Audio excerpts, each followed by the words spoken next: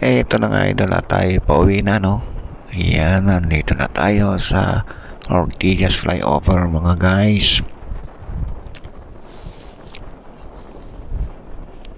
Napakaluwag na ng ating kalsada dito sa EDSA.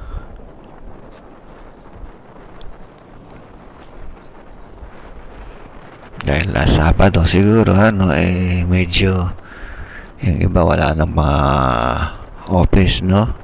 Wala nang pasok. Ayan po, dito nga tayo sa ibabaw dumaan dahil dadaan tayo sa aking office, no? Dito tayo sa kanan. Ayan, kakanan tayo dito papuntang Shaw Boulevard.